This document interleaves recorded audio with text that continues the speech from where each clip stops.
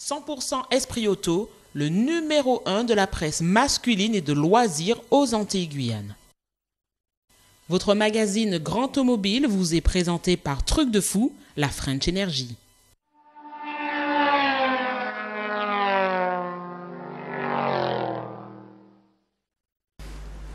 Allez, nous sommes très heureux de vous retrouver sur ce plateau de dimanche matin avec donc l'ensemble de nos invités. Donc Clément Marie nous a quittés, il a rejoint sa réunion. On retrouve donc Denis Chanel, notre pilote préféré. Merci Jean-Marc. Donc on a bien compris. C'était une réunion importante, hein, celle de Clément, c'était l'Assemblée Générale de l'Azatropique. Donc, donc on pouvait pas faire que de le libérer. Voilà. Alors, j'ai le grand plaisir de retrouver, puisqu'on vous les a présentés tout à l'heure, mais on va le refaire bien sûr, Franz Silvaniello, qui est donc le président de l'association de la prévention des accidents de la route en Martinique. Oui. Donc, rebonsoir. J'espère qu'on n'a pas été trop long sur l'aspect sportif. C'est bon, vous avez pu patienter? Oui, tout à fait. D'autant plus que je connais très bien Clément Marie, donc son sujet est aussi passionnant que celui que je vais présenter. Tout à fait. Et c'est tout à fait vrai de surcroît. C'est un vrai personnage. Frédéric Rakotomanga. Je vais y arriver, hein. Avant la fin de la soirée, je vais y arriver. Hein. Rakotomanga. Donc vous êtes directeur de ICOM Insert. D'accord, donc vous avez donc finalement, vous êtes directeur de la société, mais la société donc, l'association prévoit 3 possibilités: centre de prévention de risques routiers, vous allez nous expliquer dans un instant, centre de récupération de points et centre de tests psychotechniques. Tout à fait. Donc on y reviendra dans un petit moment, parce que je vais me tourner vers Franz donc, pour lui poser quelques questions. La première, qui me paraît la plus importante, c'est d'avoir peut-être déjà les chiffres globaux des accidents en Martinique. Comment est-ce qu'on peut faire une analyse comme ça, rapide, d'un comportement qui serait un comportement martiniquais, par exemple, sur la route, départemental, local? Bien, je pense que... Vous qui avez les chiffres, est-ce qu'on peut les rapprocher à la métropole? Est-ce qu'on peut raconter? Non, ils sont pas comparables. Dans la mesure où nous sommes un petit territoire, nous avons affaire avec des petits chiffres, ce qui fait que d'une année sur l'autre, il est difficile de parler d'une réelle progression ou d'une réelle diminution. On est à 3-4 unités près. Je ne dis pas que ça n'a pas de sens, parce que c'est très important, une vie de sauver. Hein. Mais je ne pense pas qu'il faille comparer. Par contre, nous pouvons faire une approche, à titre de comparaison entre la Guadeloupe, même si le contexte n'est pas nécessairement non plus le même qu'ici. Malheureusement, en Guadeloupe, il y a pratiquement 2 fois plus de tués. D'accord. Alors, est-ce qu'on peut parler de chiffres précis pour que les spectateurs comprennent bien? Donc, oui, tout à fait. Tout à fait. Alors, je peux vous donner qu'on a un nombre d'accidents en Martinique sur une année, par exemple, en 2013? Par exemple, tout à fait. Alors, en 2013, en nombre d'accidents, il y a eu 331 accidents. Alors, quand nous parlons d'accidents, nous parlons d'accidents corporels. Oui, c'est-à-dire qu'on prend en compte le fait qu'il y ait des blessés. Où il y a eu nécessairement une personne impliquée. D'accord. Okay. Sur ces 331 accidents, par rapport à 2012, où il y avait 351, donc on a 6% de moins. En nombre de tués, en 2012, il y avait 31. D'accord. En 2013, il y a eu 28. D'accord. Nombre de blessés hospitalisés, ce qu'on appelait des blessés graves auparavant, 2012 190 et 2013 193. D'accord.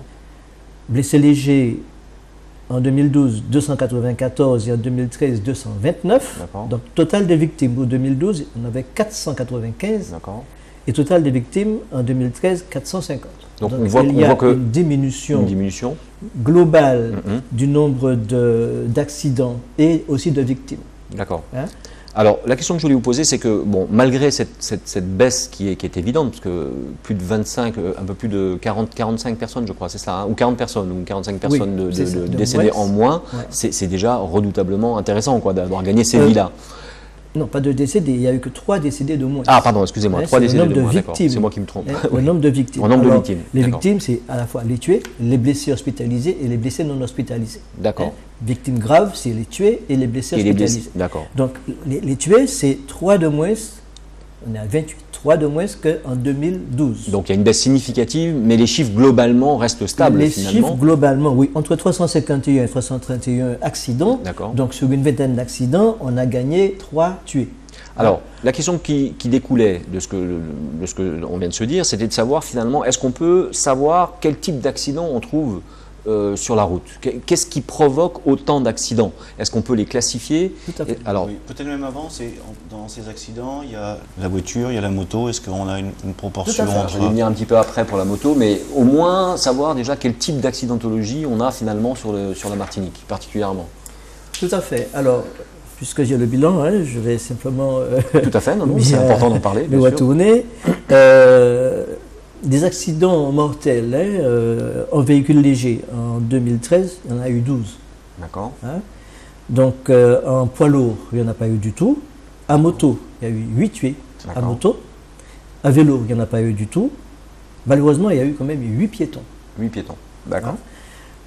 Comparativement à 2012, hein, si on fait un petit peu la balance, oui. il y a eu 2 accidents mortels de plus qu'en 2000. Enfin, en 2012, il y a eu 2 accidents de plus qu'en 2012. D'accord. Au niveau des motos, heureusement, il y a eu 4 de moins. D'accord. En 2012, il y avait 12 tués et en 2013, il y avait seulement 8. 8 tués. C'est quand même 8 de trop. Il y a eu 1 piéton de plus. En 2012, 7 piétons et en 2013, 8 piétons. D'accord. Alors, qu'est-ce qui a provoqué un petit peu ces accidents-là? Eh bien, essentiellement, des problèmes comportementaux. D'accord. Il y a quand même, à mon avis, 3 facteurs qui peuvent entraîner des accidents. La route, la voiture, et puis celui qui conduit la voiture. Bien sûr. La route peut être une belle route, en ligne droite, chaussée sèche, si c'est la nuit, chaussée éclairée. Bon, elle peut être en descente, en côte, elle peut être aussi une route où on arrive à un carrefour. Il y a des difficultés particulières si la route est rendue glissante par la pluie, manque d'éclairage, etc. Ça peut être un facteur accidentogène. Il y a le véhicule qui peut avoir de mauvais pneus, qui peut avoir un mauvais éclairage, des amortisseurs qui ne fonctionnent pas bien, qui est peut-être surchargé, etc. Et puis il y a celui qui conduit.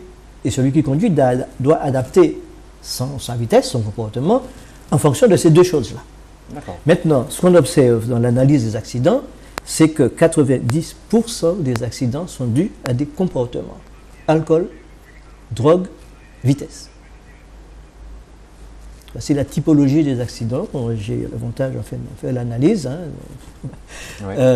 Donc, c'est ce qu'on observe. Et quand on a des taux d'alcoolémie, ce n'est pas 0,80 g, c'est 2,45 g. Quand on a des taux de THC, c'est 0,30 g. Ce sont des quantités très importantes et qui aggravent naturellement les accidents. Alors, en dehors de la répression, qui paraît bien logique sur les routes de Martinique et d'ailleurs, est-ce que le gouvernement, est-ce que le conseil régional, est-ce que les gens qui gèrent donc justement ces résultats ont l'intention ou font des opérations de communication pour justement changer le comportement des Martiniquais? Oui, parfaitement. Alors, les forces de l'ordre ont aussi un rôle pédagogique. Hein. Ils interviennent en milieu scolaire, en entreprise. Oui, ils font un travail important.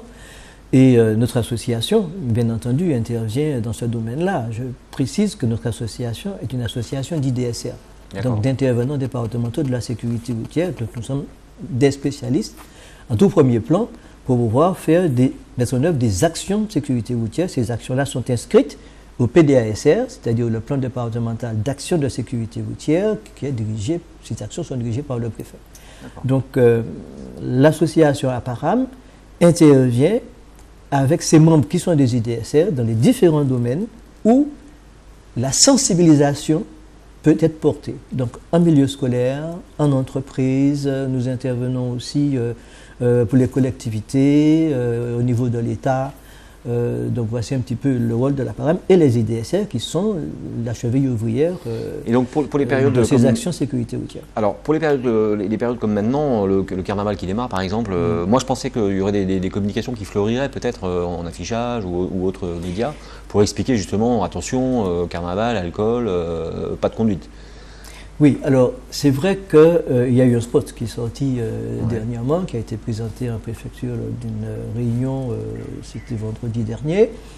Donc j'espère que cela va passer quand même assez souvent pour attirer l'attention des jeunes en particulier, mais enfin de monsieur tout le monde, axé précisément sur les problèmes de comportement. D'accord. Alors bon, c'est vrai qu'il n'y a peut-être pas suffisamment la communication autour du sujet direct Alors, au niveau du carnaval. On va parler un petit peu maintenant, si vous êtes d'accord, du permis à points, parce qu'on a encore une fois tenu par le temps. Bien sûr. Mais avant ça, je vais donc proposer aux téléspectateurs de sortir les enfants de moins de 12 ans de devant la télévision, et on va regarder un spot de la sécurité routière, hein, Tout à fait. et qui est quand même assez révélateur. Et donc voilà, vous êtes prévenus. Regardons.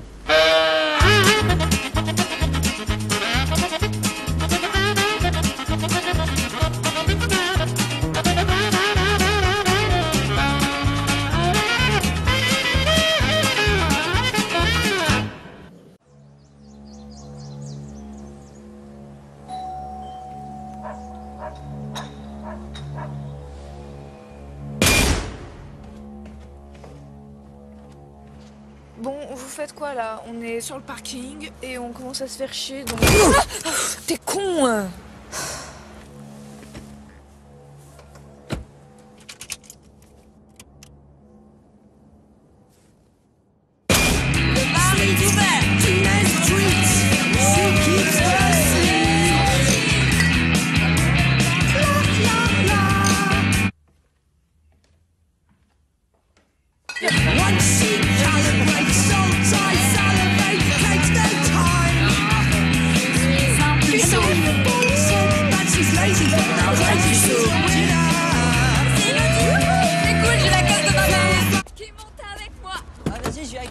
Moi qui conduis. Allez, rends-moi ça, c'est ma caisse. Mais non, t'es bourré. Moi je vais avec eux, moi. Non, mais attends, j'aurais pas fini avec toi. Allez, vite, tiens. Dommage. Tu conduiras après. Et on se retrouve là-bas, on s'attend sur le parking.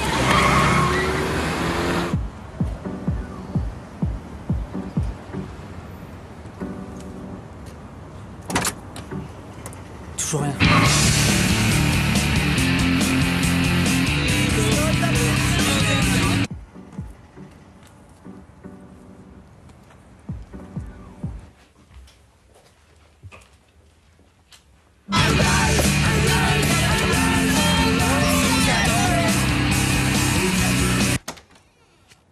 Bonjour madame, vous êtes bien la mère de Frédéric Rollin-Jacquet?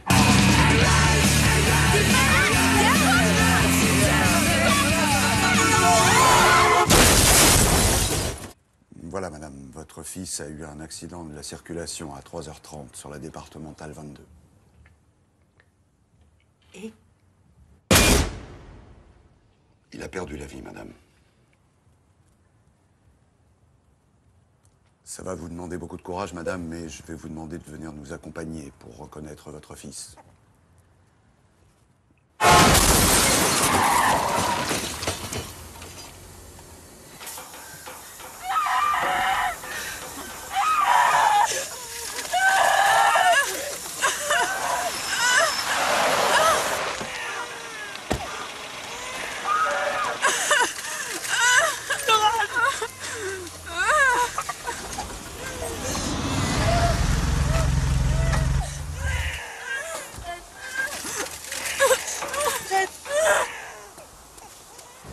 Qu'est-ce qu'il fout là? C'est pas bon ça. J'aime pas ça.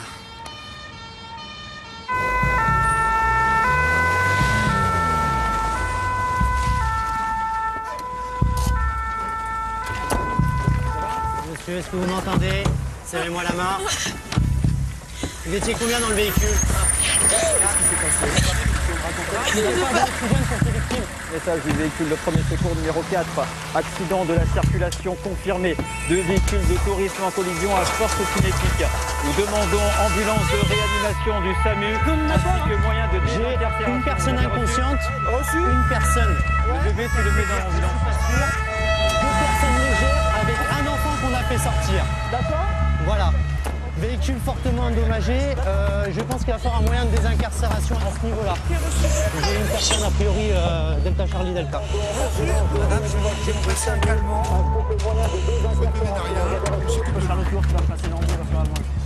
On a une personne en état de mort apparente qui est sur le sol avec perte de substance crânienne importante. J'ai un MOQ à 10, on va 3 kilos, j'ai un fémur ouvert. Allez, décroche. Décroche.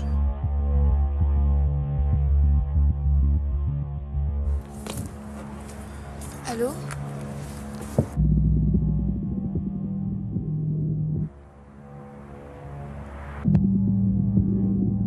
Julien?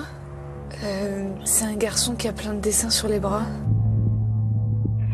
Allez, on le sort, là, on y va. Il faut le sortir, il est en arrêt, là.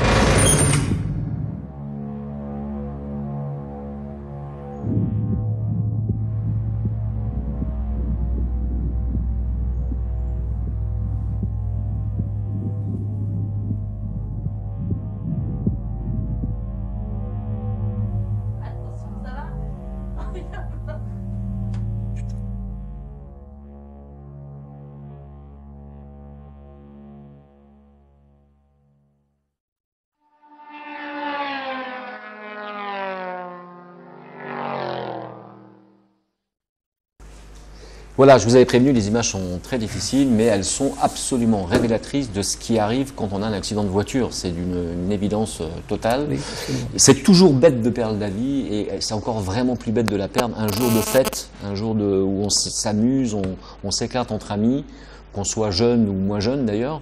Et donc il faut absolument arrêter ça. Donc prenez encore une fois un deuxième conducteur, quelqu'un qui ne boit que de l'eau ou des jus pendant la soirée pour assurer votre sécurité et la sécurité des autres. Tout à fait. Et qui ne fume pas non plus. Et qui ne fume pas non plus. Ni autre chose illicite, parce que les deux choses conjuguées. Qui ne fume pas, qui ne téléphone pas. Et qui ne téléphone pas non plus au volant. Tout à fait. Donc ce sont des comportements qu'on reverra. Oui, pardon. Il faut sortir couvert aussi pendant le carnaval. Et il faut sortir aussi couvert pendant le carnaval, on est bien d'accord. On est bien d'accord. Maintenant, il faut bien vous dire, mon cher Franz, qu'on vous reverra au mois de mai avec cette spéciale qu'on fera avec l'escadron d'intervention de la sécurité routière de Redoute. Donc si vous êtes d'accord, bien sûr, on tout à fait. Et donc, sans faire de parallèle, parce que, ou alors en faisant un grand écart, on va dire, il se trouve que quand on a, avec le permis à points, quand on a un souci, il faut qu'on puisse les récupérer, ces points-là. Et donc là, on retrouve Frédéric Racco Tomanga, donc directeur de e-commerce. Donc, alors, centre de prévention de risques routiers. Donc ça, c'est quoi? Donc c'est un agrément, en fait, délivré par la préfecture pour organiser des stages de récupération des points du permis de conduire. Nous avons également nous sommes également centre de passation de tests psychotechniques, qui sont des tests psychotechniques en fait sont obligatoires pour toute suspension du permis de conduire de plus d'un mois. Donc et nous sommes également centre de formation auprès de la DRP, la Direction du risque professionnel, pour accompagner les entreprises dans la gestion du risque routier de leurs salariés itinérants et sédentaires. Puisque c'est obligatoire, hein, c'est par le Code du travail, dans le cadre du document unique. Donc, alors, le centre psychotechnique, c'est quoi? Alors en fait, psychotechnique. C'est un test. C'est des tests, un test psychotechnique. C'est un test qui est organisé avec un psychologue, qui a été formé bien sûr pour ça. Donc c'est pour, si vous voulez, valider l'aptitude d'un conducteur qui a eu une suspension du permis de plus d'un mois. Donc en fait il y a un entretien d'un quart d'heure suivi après de 3 tests devant un ordinateur sur des situations comment on appelle ça, de comportement routier, pour voir effectivement si il n'y a pas de problème de vue, de problème de concentration, de détecter on analyse vraiment le comportement du conducteur. Et si, à l'issue de ces tests, le psychologue valide son aptitude, nous transmettons les résultats du test à la préfecture, qui remettra le permis au conducteur. D'accord. Alors, bien sûr, il ne faut pas attendre d'avoir 2 points sur son permis pour essayer de refaire un stage. Donc, comment ça se passe quand on veut faire un stage? À qui faut appeler? Donc, vous, bien sûr. Dans un premier temps, comment ça se passe? Il faut aller à la préfecture pour demander un relevé intégral des points. D'accord. Et, je vous coupe juste un instant pour dire que va défiler le site du gouvernement, donc le site de la sécurité routière du gouvernement, où vous allez retrouver l'ensemble des informations sur le permis à points. Il doit normalement dérouler pendant que vous parlez, allez-y. Donc il faut aller à la préfecture, récupérer un relevé intégral des points qui vous donne le solde de vos points. Et à ce moment-là, il y a plusieurs cas. Il y a des gens qui vont venir nous voir, c'est pour récupérer des points, pour reconstituer leur capital point. Donc ils vont passer un stage de 2 jours et à l'issue duquel on va leur remettre 4 points. Vous avez aussi le cas Alors c'est 2 jours pleins. C'est 2 jours pleins. Donc on dort avec vous aussi. C'est 14 heures. Non, on dort pas avec vous. Non. Une question très factuelle, ça coûte combien le point Alors, les 4 points, la formation coûte 250 €. D'accord. Donc c'est un tarif public. Tous les centres pratiquent ce prix-là. Il n'y a pas de remise particulière pour grandes automobiles sur Ah non, ça c'est pas possible. C'est pas possible. Vous avez aussi les permis probatoires, c'est-à-dire les jeunes les personnes qui viennent d'avoir leur permis de conduire et qui ont un capital de 6 points. D'accord. Donc, il y a 2 cas. Il y a les probatoires qui sont obligés de faire un stage. Dès lors qu'ils ont perdu 3 points, ils reçoivent un recommandé et doivent faire un stage de récupération des points. D'accord. Alors, si vous êtes d'accord, on va aller au pire, c'est-à-dire qu'on va aller voir un petit reportage sur les nouveautés qui se font sur les voitures sans permis, c'est-à-dire que là, on a vraiment perdu le permis, on peut que marcher à pied ou prendre le bus, et on va voir que finalement, il existe quand même des solutions avec ce qu'on appelait avant les voiturettes, qui sont devenues de vraies petites voitures modernes. On regarde le reportage tout de suite.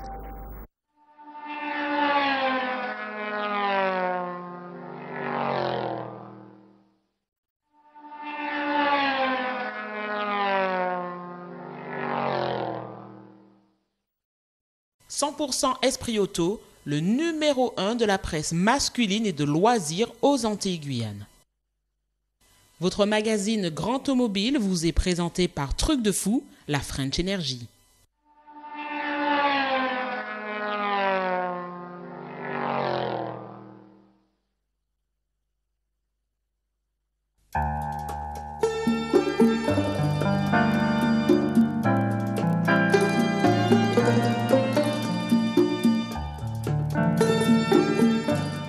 Chez Exam, effectivement, nous avons plusieurs versions qui existent, donc la gamme City, la gamme Coupé qui est présente, et plus précisément la gamme Coupé GTI.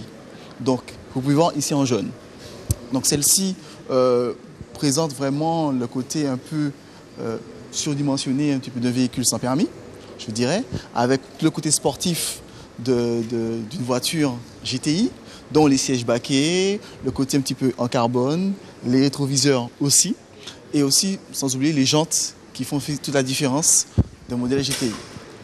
Aujourd'hui, dans un segment de marché dans lequel nous travaillons aujourd'hui, la clientèle avec laquelle nous travaillons le plus sont généralement donc, des clients assez jeunes, des gens qui n'avaient pas de permis, donc ils essaient de passer leur permis plus ou moins dans un laps de temps assez long, ou bien des personnes âgées qui, durant leur baisse de vue, donc décident de passer peut-être à quelque chose de différent, donc passent une voiture sans permis, donc quelque chose de moins rapide, ou bien des gens qui ont perdu le permis simplement.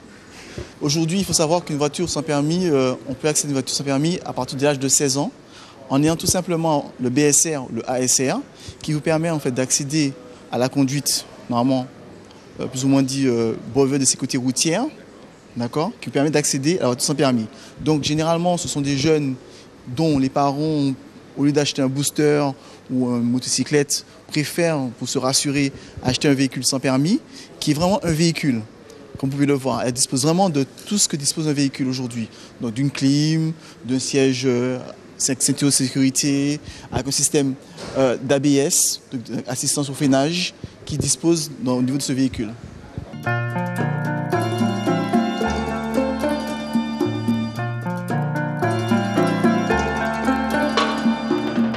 Racine la peine en tête, moi.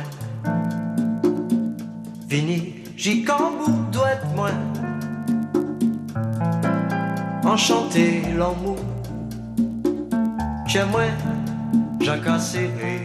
Il y a eu une énorme évolution sur ces voitures qu'on appelait avant voiturettes, mais maintenant on peut considérer que c'est des voitures à part entière. Il y a un châssis, il y a des éléments de sécurité que l'on retrouve sur des voitures traditionnelles. Et donc on a surtout apporté de la sécurité sur ces modèles de voitures.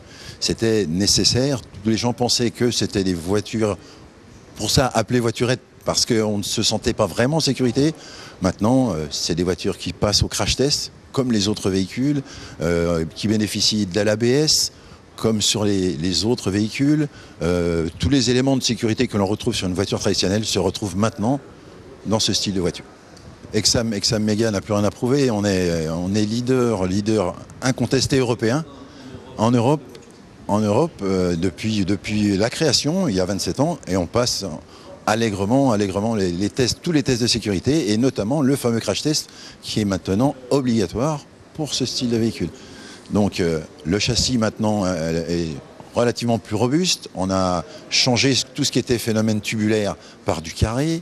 On a les éléments de carrosserie, l'ABS a changé, c'est beaucoup plus épais, absorbe beaucoup plus les chocs aussi qu'auparavant. Avant c'était très cassant, maintenant ça absorbe, pas à des vitesses phénoménales, mais bien sûr, mais ça accepte beaucoup de choses que ça n'acceptait pas avant.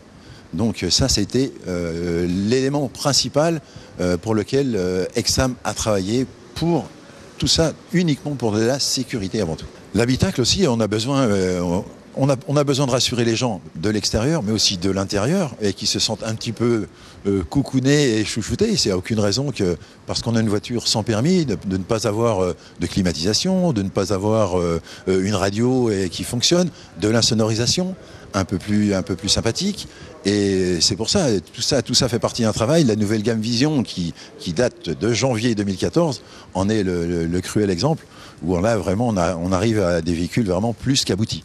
Il est vrai que maintenant, on récupère de plus en plus une clientèle jeune, comme l'a signalé le vendeur tout à l'heure, des jeunes à partir de 16 ans avec le BSR, qui veulent, au lieu de rouler en deux roues, on connaît les phénomènes d'accidents avec ces deux roues. Les parents préfèrent mettre un petit peu plus cher, mais savoir leurs enfants en sécurité. Donc le petit clin d'œil sportif pour ces jeunes, pour essayer de les attirer encore un peu plus vers nos véhicules. On est sur un coupé, on a dans cette gamme de produits aussi un crossover, où là on a vraiment de la place. Et on a encore dans ce style de véhicule, toujours en voiture sans permis, des véhicules capables de faire des livraisons. On a des vrais véhicules de livraison possibles, aussi sans permis, avec des poids possibles jusqu'à 750 kg sans aucun problème. On ne recherche pas la puissance. Par contre, on recherche de l'agrément. On a un moteur 2 cylindres, des mécaniques connues. Je ne pourrais pas vous citer la marque du constructeur moteur. Bien sûr, on ne fabrique pas les moteurs, mais c'est suffisamment puissant pour 2 personnes sans aucun problème. C'est pour ça qu'on ne fait pas de voiture sans permis à 4 places. Ce serait beaucoup trop compliqué de trimballer 4 personnes dans ce style de véhicule. C'est impossible. On essaye de bénéficier de l'engouement qui existe maintenant en métropole pour ces types de voitures, notamment avec les phénomènes de permis à points, bien sûr. Vous ne serez pas sans le rappeler, je pense, dans votre émission. Et on vise à essayer aussi d'être leader, pourquoi pas aussi en Martinique. On a des concurrents relativement redoutables aussi dans le même segment. Mais je pense que si on fait une quarantaine ou soixantaine de véhicules cette année, on sera plus que très satisfait. Fini, j'y bout doit être moins. Enchanté l'amour. Chez moi, Jacques serré. Racine la peine en tête moins. L'eau qu'a monté dans yeux moins. Enchanté l'amour. Fini, mon bout doit être moins. S'il faut moins chanter, plairer en cri, plairer.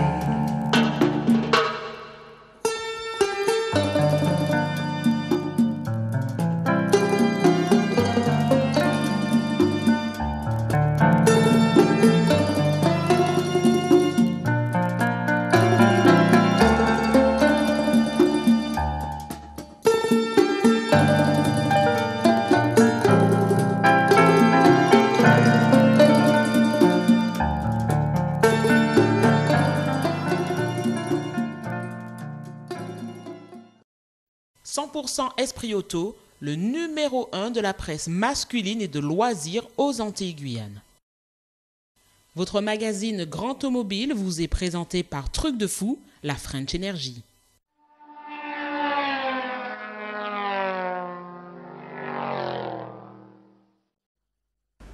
Allez, on a été très bousculé par le temps. C'est vrai qu'on avait une émission qui était finalement chargée pour parler de la sécurité routière, parler de sport, parler de permis à points. Frédéric, je prends l'engagement de vous réinviter dans une future émission pour aller un peu plus précisément dans l'idée de pouvoir, de savoir comment récupérer des points et surtout peut-être de ne pas en perdre. D'accord, c'est aussi une autre je vous remercie solution. déjà de nous avoir invités aujourd'hui. Tout à fait. Franz, merci à vous. Je vous ai appelé au dernier moment. Vous avez eu la gentillesse, la délicatesse de faire le déplacement pour Zouk Télé. Donc merci encore de votre présence. Rendez-vous au mois de mai donc avec l'escadron de Redoute pour essayer d'être avec nous pour parler un peu plus des accidents et du comportement en général des Martiniquais sur leur route. Merci. Denis merci à vous. Merci Denis pour ta participation au prochain rallye, aux prochaines courses de côté rallye, puisque donc on sera là avec les GoPro. Une émission quand même en avril. Et avant, l'émission du mois d'avril avant, bien sûr, non mais il n'y a pas de souci. Et puis démarrage du championnat. D'accord. Le 4 mai. Émission du mois d'avril, je vous promets une très belle surprise. On en reparlera. Donc attention, on est au carnaval. Je vous le redis, faites attention à votre comportement routier, avec le sourire, sans vitesse, sans alcool, en toute tranquillité. Louez un bus s'il le faut, avec un chauffeur. Comme ça, vous êtes sûr de rentrer à la maison et de revoir vos parents, vos grands-parents et surtout vos enfants. Donc merci, chers téléspectateurs. À très bientôt, c'est-à-dire le premier dimanche du mois prochain. Merci encore de votre présence. Merci à tous. Merci, messieurs. Bonne soirée.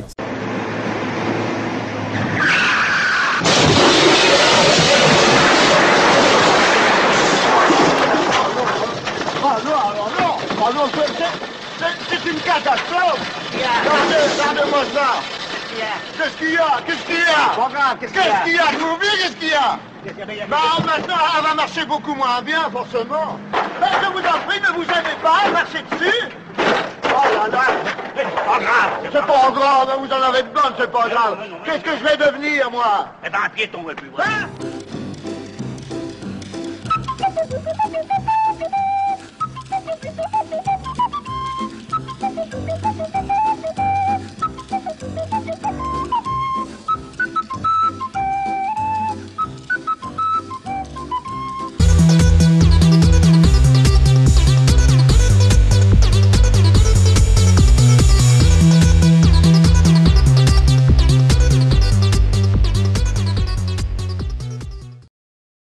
100% Esprit Auto, le numéro 1 de la presse masculine et de loisirs aux Antilles-Guyane.